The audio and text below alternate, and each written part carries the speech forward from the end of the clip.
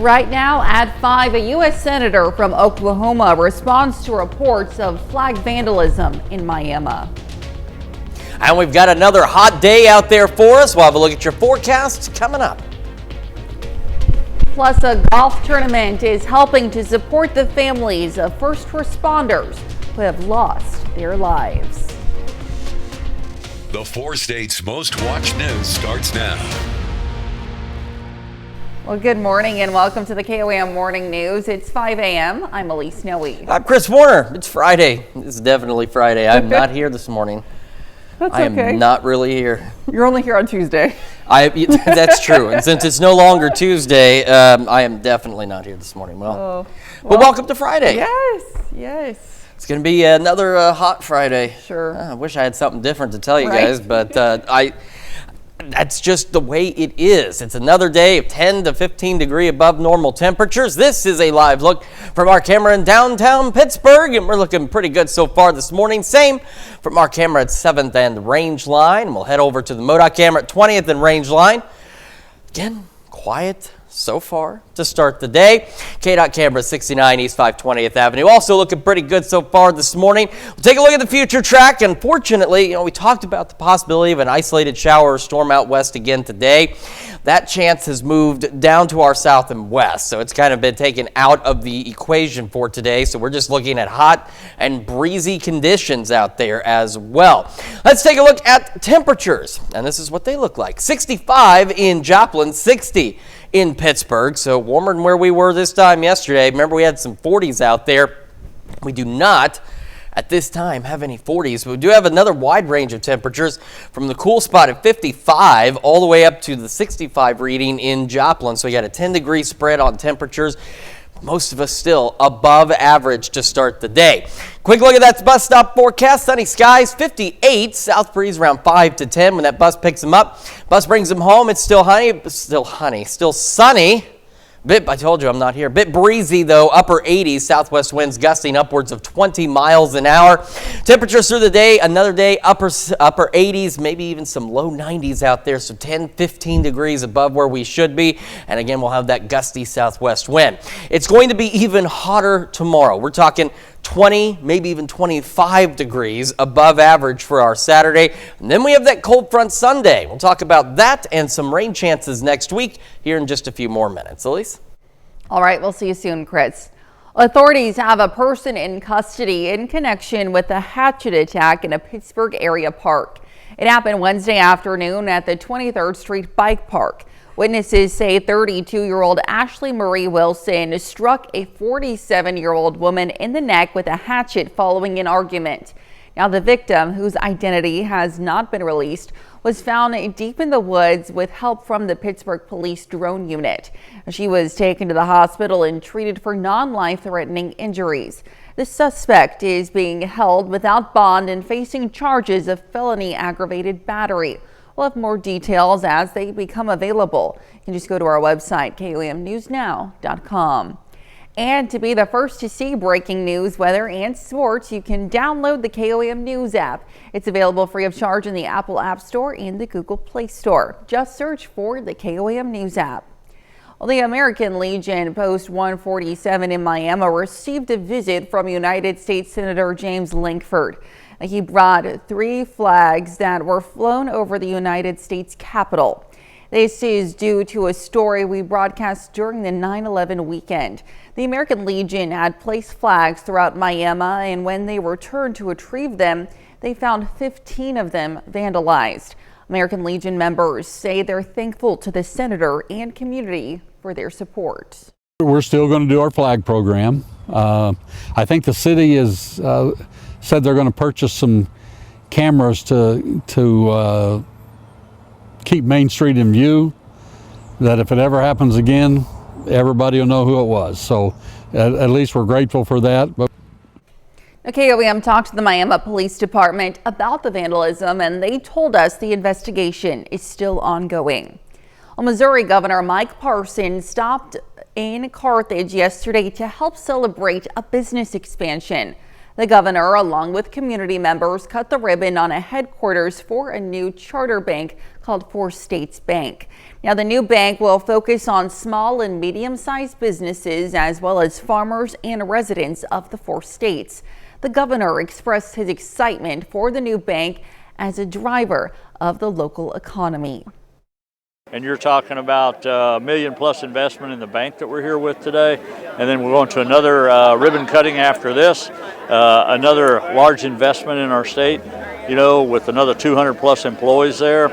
I mean, it's a big day for Carthage when you start talking about 225 employees and $6 or $7 million investment in small companies.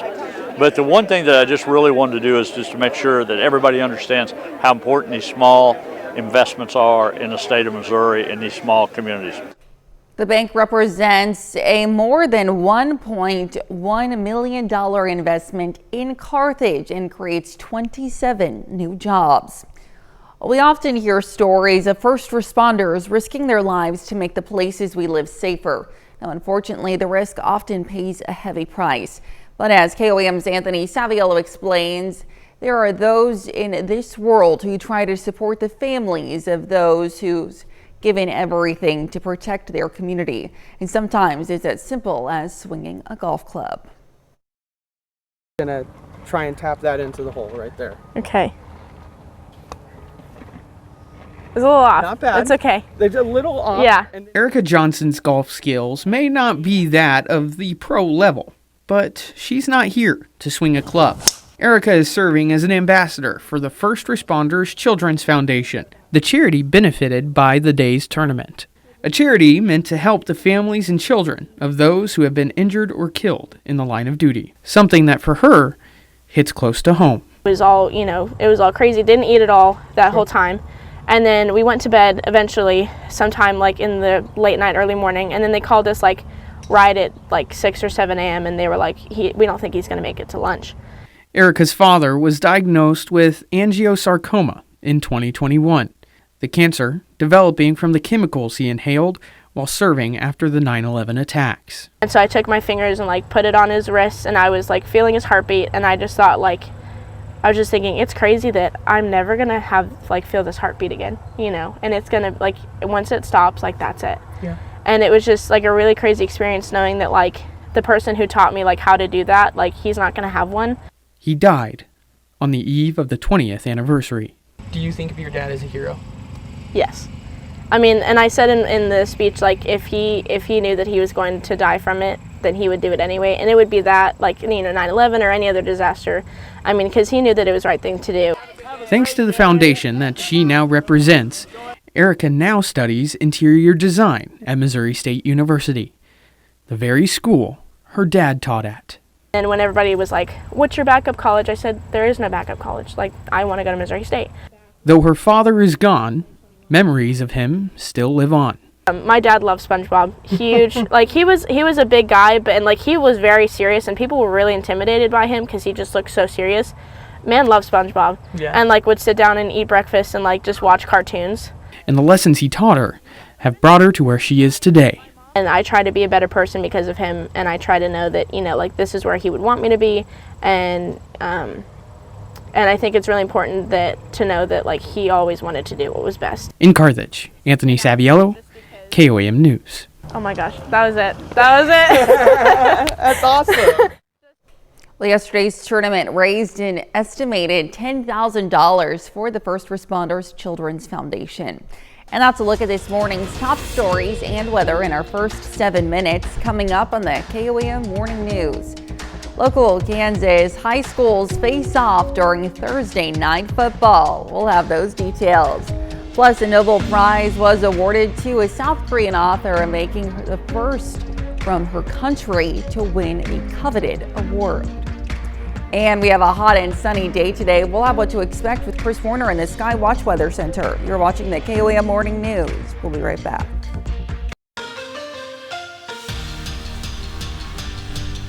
Well, Pitt State football has officially reached the halfway mark of their 2024 season, and the Gorillas went 4-1 through their first 5 games, and now the second half of the schedule starts this Saturday.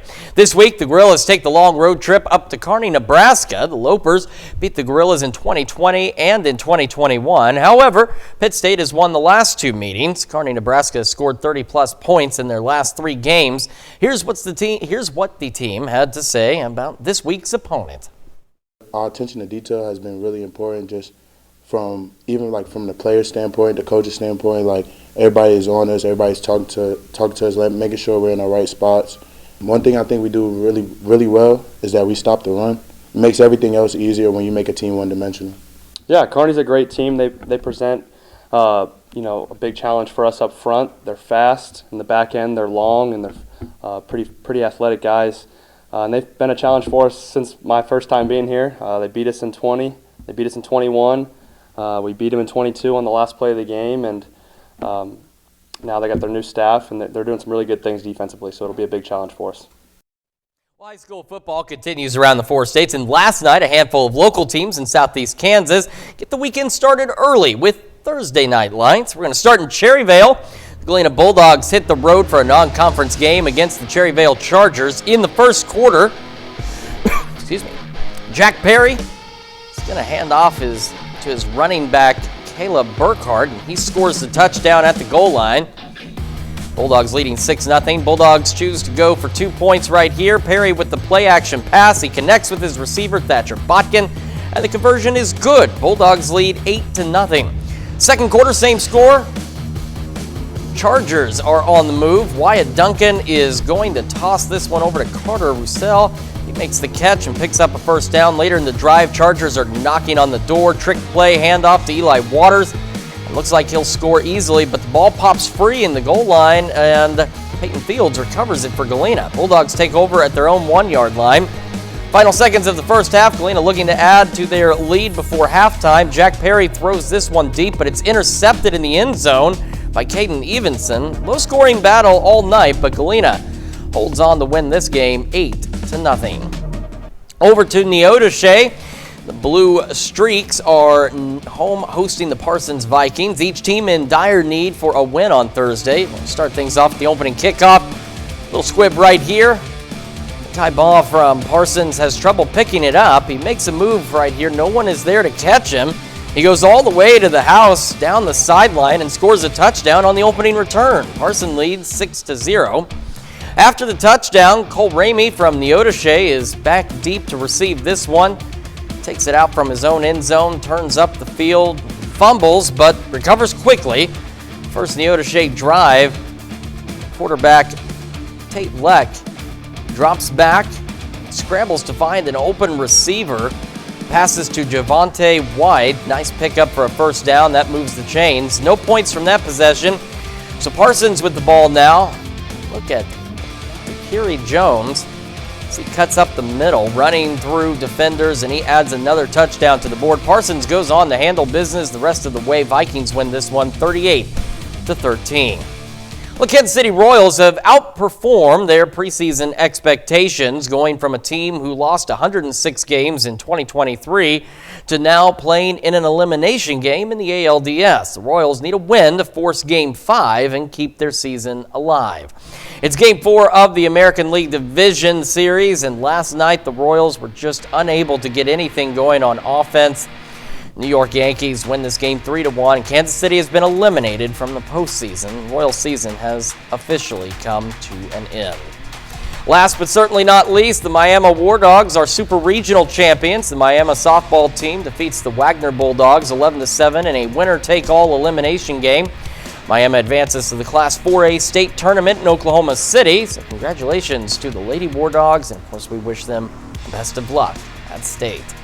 Well, still to come, a new study suggests that common heart conditions can raise the risk of dementia. Plus, it's really going to get hot.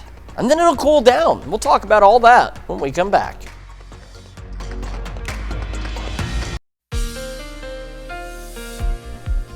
Welcome back to the KOAM Morning News. It is just a little after 5:19 on this Friday morning. You know, there was a time when I was younger, I was staying up until 5:19 and sleeping till 2. And then suddenly I became an adult and got responsible and, oh boy, yeah, kids. Just wait, your time is coming.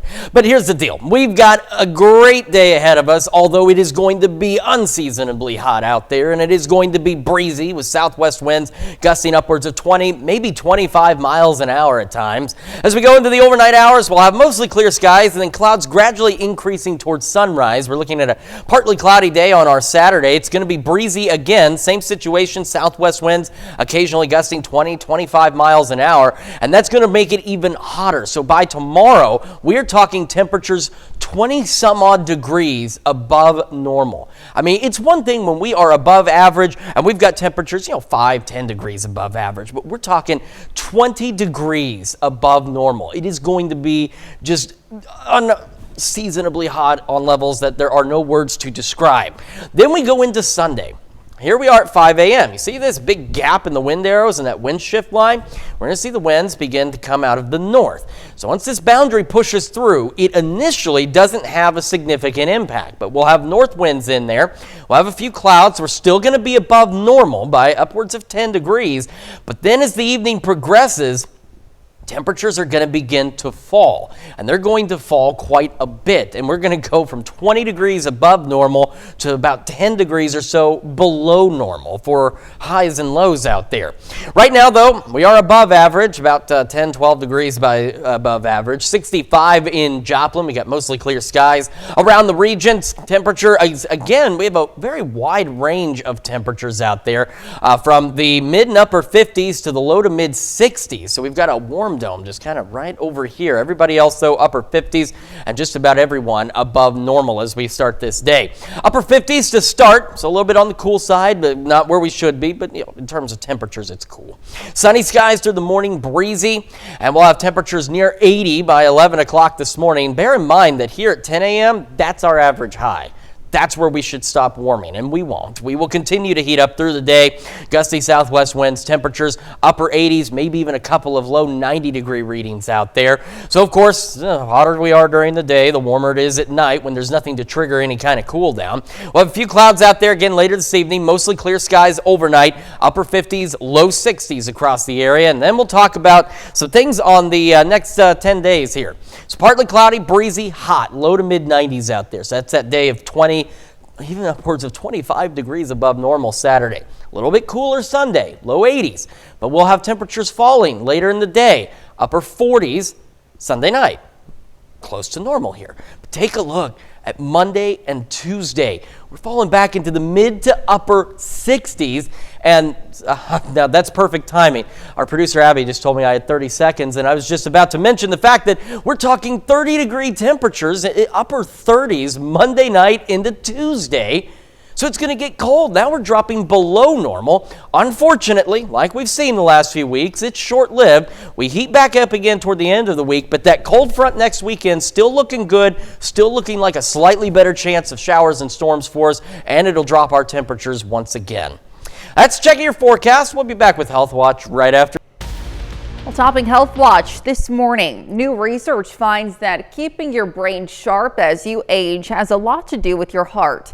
The American Heart Association says that identifying and treating vascular risk factors early may help preserve normal brain function, thus reducing the burden of Alzheimer's disease and other related dementias. The AHA says nearly 130 million adults in the United States have some form of heart disease. According to the World Health Organization, coronary heart disease, which is the buildup of plaque in the body's arteries, is the lead killer in the world.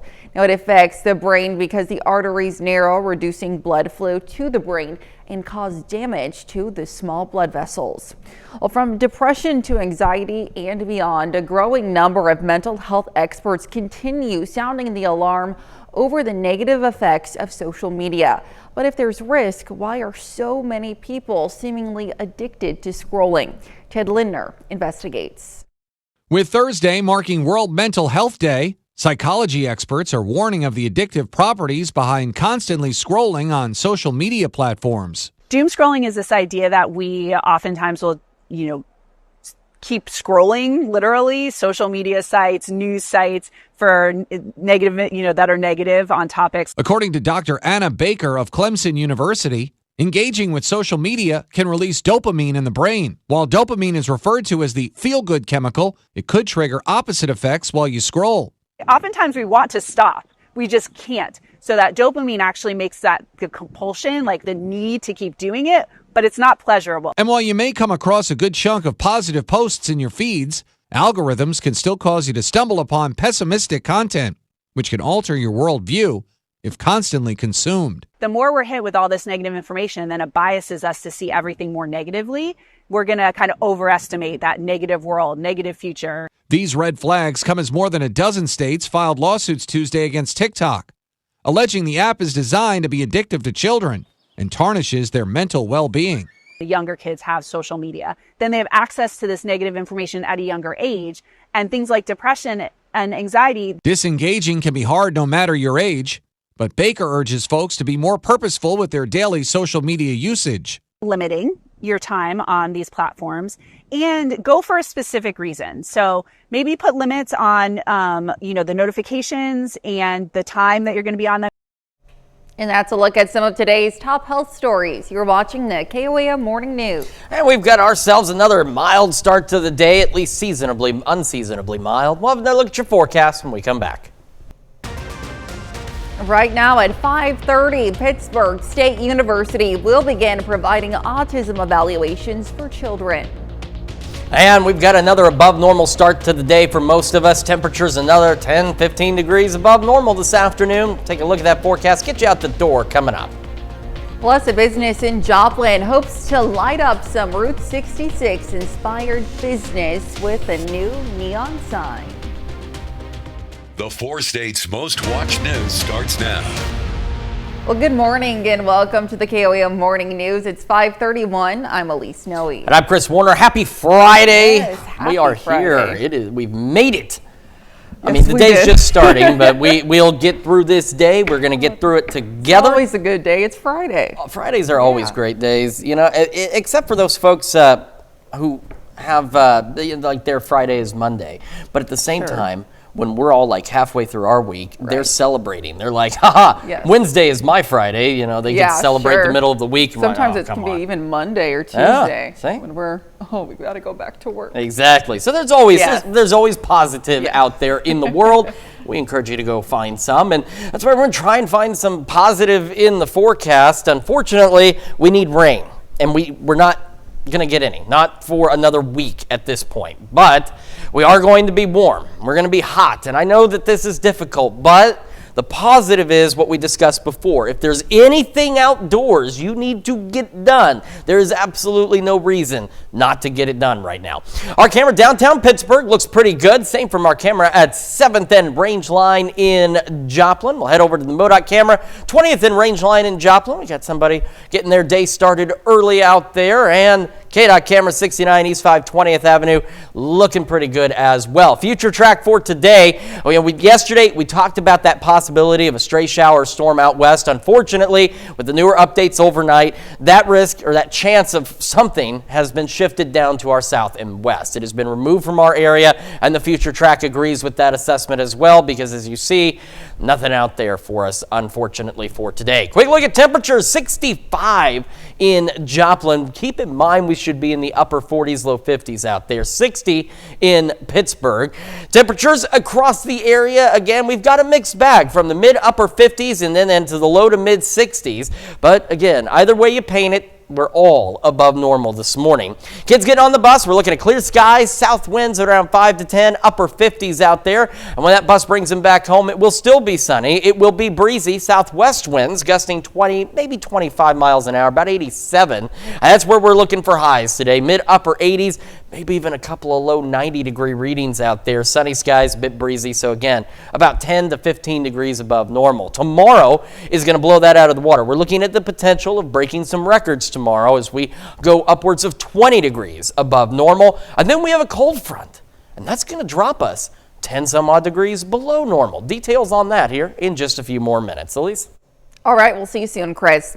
Well, voters in Pittsburgh had the opportunity to meet with candidates one-on-one yesterday ahead of the election. Now, those on the ballot running for local and state office came together for a nonpartisan event hosted by the Pitt State Education Association. Now, attendees were encouraged to ask candidates questions and learn about their policies. Well, nearly 200 students turned out for the annual Key Summit at Pitt State. This one-day event designed to inspire and empower young adults featured motivational speaking, hands-on workshops, a career expo, and an elevator pitch competition. Event organizers say they hope the event inspires young adults to find a future in Kansas. Like they feel inspired, number one, and really motivated to go back to school. But also, I think the number one thing that we want to create in this opportunity is them to be aware of the opportunities that are here in Kansas, whether that be educationally or occupationally. We have kids that are going to go through that traditional college pathway, whether that's at a community and tech college or if it's going to be a four-year college. Elijah Dormius, founder of the KOAM Foundation, delivered the keynote address about overcoming adversity and building a bright future. Well, Pitt State will begin providing autism evaluations to children ages 1 through 6. Now, various assessments will be through play and will take place at Pitt State's Psychology and Counseling Department. The assessment is meant to be an evaluation that parents can bring to their child's doctors for an official medical diagnosis. Now, they want to relieve local wait lists among providers of this service and give Pitt State psychology students valuable experience. Several hours away to obtain a diagnostic. And so the places in this area that do provide diagnostic services have wait lists that are over 100 kids long. So this will provide another avenue for families to access an autism evaluation. They hope to begin providing this service by 2025, and the project and necessary materials will be purchased through the help of a grant. Well, downtown Joplin will soon light up some brand new neon. Sign Brothers of Pittsburgh and CDL Electric are installing the new sign for House of Speed. The business will feature speed dealer custom parts, which have been made for decades in the Joplin area. That's a dream come true for sure. As a kid, growing up running mini bikes and dirt bikes, to actually build motorcycles and motorcycle parts for a living, it's living the dream for sure. They'll also have custom pieces for motorcycles, limited edition gear, and sell Route 66 items. The business hopes to be a feature of downtown Joplin and Route 66. Now, House of Speed will open before the end of the year. Well, cast members from the hit movie Napoleon Dynamite made a stop in Miami, Oklahoma last night. A film screening and a question and answer panel took place at the Coleman Theater. The interactive event happened around the 20th anniversary of the film, which made for a night of celebration, nostalgia, and of course, laughter. We all thought it was going to be like a quirky indie film that only like nerdy film people would get, but everybody seemed to love it. Teenagers, kids, parents, grandparents. And so we're just super excited that all these years later, we feel like this movie can still speak to all those different generations. So let's keep the love going. Efren Ramirez visited the KOAM studio yesterday morning, and you can see his interview on our website, KOAMnewsnow.com. And that's a look at our top news stories coming up this half hour on the KOAM Morning News. X makes its return to Brazil after a month-long dispute over free speech, misinformation, and far-right accounts. Plus, Israeli forces are now operating on multiple areas along the border. We'll have the latest. You're watching the KOAM Morning News. Topping World Watch, X marks the spot in Brazil Wednesday as the social media platform makes its return to the country. This comes after a month of inaccessibility following a battle between company owner Elon Musk and a justice on the nation's highest court. Now, the suspension of X was lifted on Tuesday. It was shut down on August 30th after a months-long dispute over free speech, misinformation, and far-right accounts. Now, certain accounts have now been blocked and some outstanding fines paid as conditions of its reinstatement. Now, it's estimated that 20 to 40 million people in Brazil have X accounts. Well, a new Nobel laureate was announced yesterday morning. South Korean author Han Kang won the Nobel Prize in Literature. Now, she is the first from her country to win the coveted award, and the Nobel Committee praised her work, saying it, quote, confronts historical traumas and in each of her works exposes the fragility of human life. The Literature Prize has long been criticized. Critics say the award is too focused on European and North American writers. Han will receive a $1 million prize for the accomplishment and can pick up her award at the Nobel Prize ceremony on December 10th. Palestinian medical officials say an Israeli strike on a school sheltering displaced people in the Gaza Strip killed at least 27. The Israeli military says it targeted militants hiding in a school. Now, this comes as the world continues to hold its collective breath for the promised retaliation from Israel against Iran over last week's missile attacks. Trey Yanks is in Haifa, Israel, with the latest. Come with me. Rear Admiral Daniel Hagari digs through a cache of Hezbollah weapons in a Lebanese village. The sniper rifles, grenades, and ammunition were stored in a house near the border with Israel. They plan to do a massacre in a larger scale than the 7th of October on northern Israel. Israeli forces are now operating at multiple areas along the border inside Lebanon to destroy outposts belonging to the Iran-backed group, build a buffer zone, and eventually allow residents of northern Israel to return home. Nearby, the UN says 2 peacekeepers were injured this morning by Israeli tank fire in the first major international incident since Israeli troops entered Lebanon. Israeli officials are urging UN forces to pull back 3 miles from the border. It's very concerning because the parties have an obligation to respect and protect our peacekeepers. With the ground operation pushing forward, Israeli officials tell Fox News that the accompanying air campaign has destroyed 70% of Hezbollah's rocket and missile capabilities. Still, sirens continue to sound across much of northern Israel amid daily incoming fire. Further south, Israeli forces are now expanding ground operations in northern Gaza for the 4th time. The IDF says a single strike this week killed 12 Hamas members who participated in the October 7th massacre. A number of civilians have also been killed in recent strikes. We are dying and getting slaughtered. 42,000 martyrs. Didn't you get enough of the blood while we're dying and getting killed in front of you? Tonight, Israel's Security Cabinet met to discuss the current state of the war and a possible response against Iran. We're also tracking another development out of the Lebanese capital of Beirut, where up to 22 people were killed in 2 Israeli airstrikes. And that's a look at World Watch. We'll be right back. Welcome back to the KOAM Morning News, 546 now on this Friday morning. We are starting with the future track. I've been talking about it, but for anybody who maybe is just joining us, just waking up, getting that coffee, we had talked about the possibility of a stray shower storm out west today. Unfortunately, overnight, that chance shifted off to our south and west. So we are just looking at being hot, dry, and breezy across the area today. We'll have southwest winds occasionally gusting 20, 25 miles an hour, and of course, temperatures well above normal.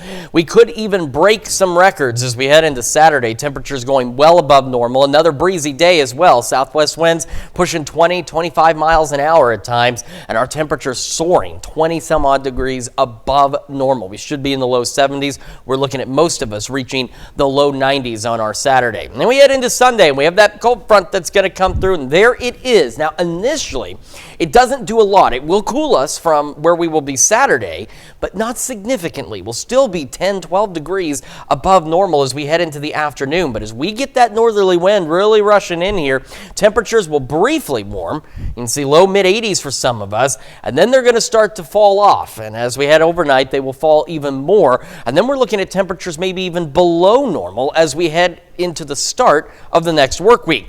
Right now, though, not below normal, not even close to below normal. In fact, well above. We're at 65 in Joplin, south-southeast breeze at about 9 miles an hour with clear skies overhead.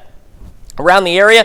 Again, a pretty wide range on temperatures from the mid 50s to the mid 60s. But again, either way you paint it, we should be upper 40s, a couple of low 50s here and there for our average lows. And we are not there, unfortunately, except for Fort Scott sitting at 52. Still technically a little above normal, but they're the closest to normal compared to everyone else. Clear skies through the day. Again, a little bit breezy, occasional wind gusts out there. Near 60 to start, near 80 by 11 o'clock this morning, and that's ahead of our highs today. Once again, 10-15 degrees above average as we go mid-upper 80s out there. Sunny skies, southwest winds, occasionally gusting 20-25. Some of us may even have reached some of the low 90s. We're talking 90-91 degrees out there. So no, that is just way too hot for this time of year. Overnight tonight, another above normal night. Have a few clouds out there by late evening and into the overnight hours. We'll fall back upper 50s and low 60s across the region, so upwards of 10 to 20 degrees above normal overnight tonight. Tomorrow is that day of 20, maybe even upwards of 25 degrees above normal as we go low, maybe even mid 90s out there. Partly cloudy skies, breezy. As mentioned, a bit cooler. We're only going to make it into the low 80s. It's still 10, 12 degrees above where we should be, but then we start to cool back, upper 40s, so about normal Sunday night. Then Monday, look at that. We should be low 70s. We're going to be upper 60s, mid 60s on Tuesday. Looking fantastic. Look at those lows. Upper 30s, low 40s on Monday. So below normal Tuesday. And we start warming back up, though, as we head toward the end of the week, back into the low 80s. Another cold front next weekend. This is the one we've been talking about. It looks to actually bring us some rain chances out there that might actually add up to at least a little bit of something. And it will cool us back down, upper 60s by next Sunday. Let's check your forecast. We're back with more right after this. Well, for some, outdoor temperatures are cooling down, and the Nebraska Humane Society Community Cat Program is preparing to help outdoor cats survive the winter. They're holding workshops for making DIY cat shelters. Jill Lampkin shows us how it's done. All you need is an 18-gallon plastic tote with styrofoam insulation, 6 inches of straw, and a 6-inch hole for the cats to go through. Very easy and inexpensive. Ben Clark is a community cat caretaker who says they do this because not every cat is meant for the indoors. They don't do well in captivity. They have a tendency to either stop eating, stop drinking, stop using the litter box. You have to keep in mind that cats naturally have lived outdoors for a long time, a very, very long time, and they're very resilient. Community cats are cats that have been brought into the Humane Society as strays, are vaccinated, spayed and neutered by shelter veterinarians, then depending on their personality, will get adopted or sent back to the streets. I used to get a lot of mice in my garage. Ever since I started feeding, I have had no mice at all. Monica Vasquez is the shelter's community cat coordinator and also a caretaker. She says educating people on how to support these animals can help them thrive. So they still, deserve some love and care. Shelters can be simple like this, or... That's the main house that he has, and this is multiple levels.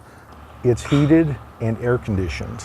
Fancy and extra cozy like these shelters from another community cat taker in Omaha. But no matter what style, Clark says the goal is to keep the cats safe and warm when they need it.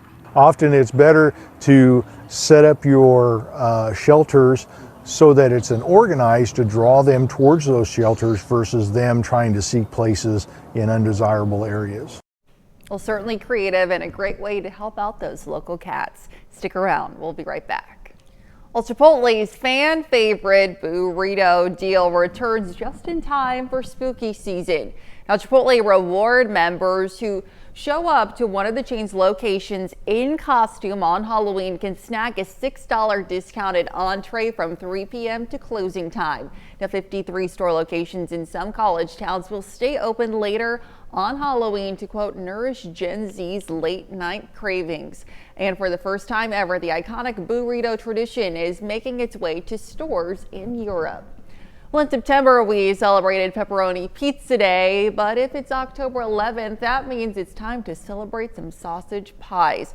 Whether it's served on thin or thick crust or even fried or stuffed, it's National Sausage Pizza Day.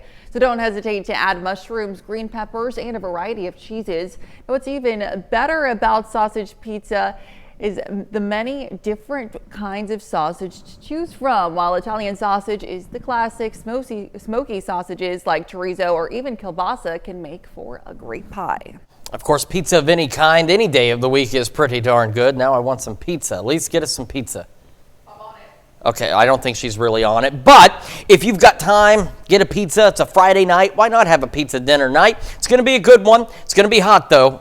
Upper 50s to start, upper 70s, near 80 by 11 o'clock this morning. Sunny, southwest winds occasionally gusting 20, 25 miles an hour as we go into the upper 80s, maybe even a couple of low 90-degree readings out there. A few clouds later this evening, and we'll fall back to the upper 60s by 10, low 60s for our overnight lows tonight. As we head into Saturday, we could even break some records Saturday. Highs into the low 90s, maybe some mid 90s. Cold front Sunday brings us down to low 80s initially, then below normal Monday and Tuesday, and we start heating up toward the end of the week. More rain chances, though, with another cold front next weekend.